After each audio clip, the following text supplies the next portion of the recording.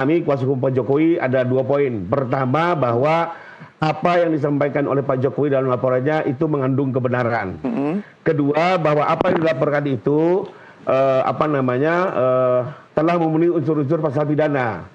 Karena itu sekarang ditingkatkan ke tahap penyidikan dengan 2 tugas utama penyidik, yaitu pertama, menentukan siapa-siapa saja tersangkanya, lalu kedua, mengumpulkan alat-alat bukti yang terkait. Nah, mengenai Undang-Undang ITE sendiri, sebenarnya ini kan sangat luas.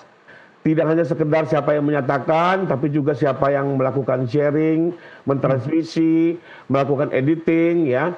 Karena ini semua kan tentunya akan diperiksa satu persatu untuk melihat apakah ada mens reanya atau sifat jahatnya. Oh, jadi tidak harus alat bukti itu ijazah ya Pak ya? Atau fotokopian begitu ya? Kalau untuk yang perkara di Polda, titik utamanya kan alat buktinya alat bukti kejahatan dong. Iya, kita bicara Polda ya Pak ya? Ya, kita bicara Polda tentunya alat bukti kejahatan. Alat bukti ijazah itu lebih kepada untuk membuktikan pasal fitnah. Ya, perlu diingat bahwa ini pasal bermacam-macam, dari fitnah, pencemaran nama baik, pasal 27, pasal 32, 35. Nah, keterkaitan ijazah ini hanya untuk pasal fitnah, ya. Kenapa? Karena untuk membuktikan bahwa yang informasikan atau dinyatakan itu tidak sesuai dengan fakta yang sebenarnya. Nah, untuk proses itu tentunya menurut saya penyidik nanti dalam tahap penyidikan akan mendalami, mengumpulkan alat bukti, termasuk misalnya melakukan lapor ulang terhadap ijazah, termasuk menyita, itu kami akan mendukung penuh, jadi tidak ada persoalan. Ijazah. Ya, nanti akan dilakukan berarti ya? Ya, harus. Ya, nah itu Mas Roy. Ya, tapi menarik ini yang disampaikan tadi oleh Pak Rifai ya. Jadi kan ada pasal ITE-nya, dan pasal ITE-nya itu hukumannya sangat banyak gitu ya, 8 tahun sampai 12 tahun. Tadi disebutkan, saya kebetulan yang ikut membuat undang-undang ITE itu kan, clear. Itu adalah pasal yang untuk seseorang yang melakukan editing, kemudian mentransformasikan, bahkan mengubah. Siapa yang melakukan itu? Nah, itu salah arah kalau diarahkan kepada saya, kepada Dr. Ismon. Karena Anda tidak melakukan itu? Sama sekali tidak. Kami hanya melakukan penelitian, dan kemudian penelitian itu sama sekali tidak mengubah ijazah yang diupload oleh Dian Sandi itu.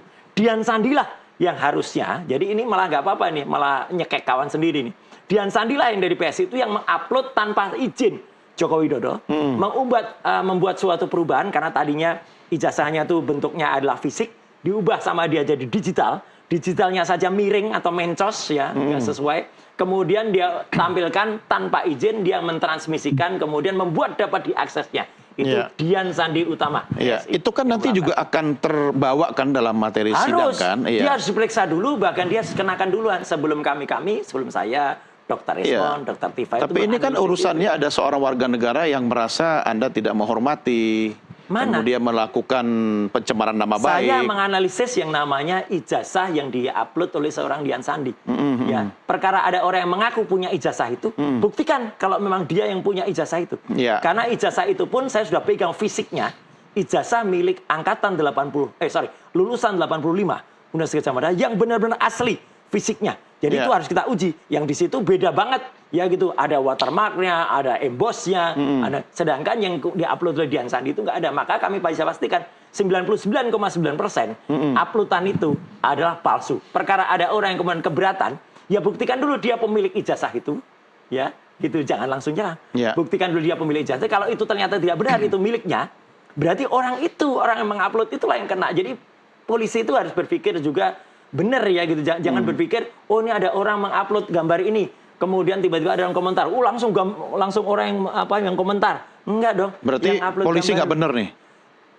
Nanti harus dibuktikan pada saat penyidikannya, ya kalau memang salah, ya polisi harus terima koreksi karena jangan sampai seperti Bareskrim kemarin mempublikasikan yang misalnya hanya fotokopi. Tahun KKN-nya salah, makanya harus ada gelar perkara ulang. Gitu, atau berarti tunggu dong proses selanjutnya. Harus ditunggu proses selanjutnya dan kita sanggup men-challenge dan kita punya novum yang sangat clear terhadap ini. Tapi Anda setuju kan kalau seorang Joko Widodo itu tuh tokoh publik begitu?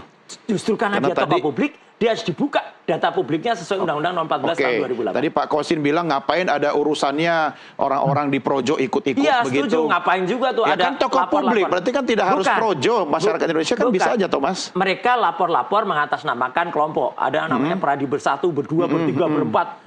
Ternyata yang lapor tuh nama-nama perseorangan. Ada yang namanya public defender. Juga. Mana? Ya, tapi tidak bisa dituntut kan urusan itu. Kalau siapapun warga negara boleh melakukan itu. Seluruh orang Indonesia tahu kalau mereka bohong gitu aja. Ya, saya tidak menggiring ke situ, tapi saya mau minta komentarnya Bang Freddy Damanik soal itu. Ya, tidak perlu bawa embel-embel projo, tapi sebagai warga negara kan dia juga punya hak untuk melakukan itu. Silakan Bang Freddy, gimana responnya? Ya, jadi memang Mas Roy dan kawan-kawan ini ya nggak konsisten lah. Konsistennya mereka itu kalau keterangan mereka atau kebenaran versi mereka itu diakui begitu saja kan begitu. Tadi dia mengatakan bahwa dokumen ijazah Pak Jokowi itu dokumen publik sesuai dengan Undang-Undang KIP kan begitu. Kemudian dia tadi malah sebaliknya menyerang Dian Sandi yang mempublikasikan itu. Jadi ya fakta itu. Ya memang begitulah karakter nih orang-orang ini. Jadi ya kita strict saja kepada laporan Polda seperti kata Bung Rifai tadi ya, bahwa kami sangat percaya ya keprofesionalan penyidik. Penyidik dalam hal ini saya fokus misalnya di fitnah sama pencemaran nama baik. Penyidik sudah, kalau sekarang kita katakan penyidik karena sudah naik sidik, dalam waktu penyelidikan penyelidik ini sudah memeriksa banyak sekali saksi. Ya, banyak sekali saksi, banyak sekali saya bilang tadi juga saya tahu persis karena saya juga diperiksa. Ya, video-video ya semua sudah diteliti. Kalau kata Mas Roy tadi ngeles, ya ngambil dokumen, justru masalahnya adalah saya sudah sering katakan kepada Mas Roy dan kawan-kawan, dari awal justru masalahnya adalah kalian itu mengatakan ijazah Pak Jokowi itu palsu, tetapi dengan menganalisis dokumen yang tidak tahu asal usulnya. Nah, itu palsu kan dokumennya. Artinya kalian bukan menganalisis ijazah Pak Jokowi yang asli, kemudian kalian ijazah aslinya nggak pernah ditayangkan mengatakan ijazah Pak Jokowi bohong itu palsu, aja kalau ijazah aslinya ada. Itu ditemukan unsur pidananya oleh Polda. Jadi siap, dan kalian juga sampai sekarang ya saya lihat tidak yakin dengan bukti-bukti yang kalian miliki. Jokowinya aja nggak yakin ijazah aslinya ada. Mana ijazah aslinya? Cari bukti. Di saat gelar perkara aja nggak ada ijazah aslinya. Rismon masih cari bukti KKN lagi, loh, ya masih cari bukti ke Pasar Pramuka. Memang ada di Pasar Pramuka. Nanti ada pengakuan kok dari orang yang nyetak itu. Kalian sendiri tidak yakin dengan bukti yang kalian miliki. Jadi sudah hadapi saja yang diperlukan. Saya coba kembali lagi kembali kepada substansi diskusi kita ya. Bang Freddy, sebentar saya geser dulu ke Pak Kozin karena saya pinjam statementnya Bang Freddy, kita harus hormati aparat kepolisian. Pak Kozin, kepolisian itu punya keyakinannya sendiri. Setidaknya sampai tahap ini kita juga harus hormati institusi kepolisian Republik Indonesia. Anda juga harus punya strategi setelah ini tahap berikutnya akan argumentasi apa yang akan Anda pakai di polisi, Pak? Ya, yang pertama kita hormati, tetapi bukan berarti kita tidak mengkritisi. Setuju jika ada orang menafsirkan, mengkritisi kebijakan dari kegiatan penyelidikan, ditingkatkan penyidikan itu sebagai tidak hormat. Tidak. Bahwa saya menggunakan terminologi dagelan, memang faktanya demikian. Tadi sudah diakui oleh Bung Rifai bahwa kalau untuk pencemaran itu memang harus dengan ijazah, tetapi ada delik-delik lain yang disertakan yang kemudian dengan dasar itu ditingkatkan ke penyidikan.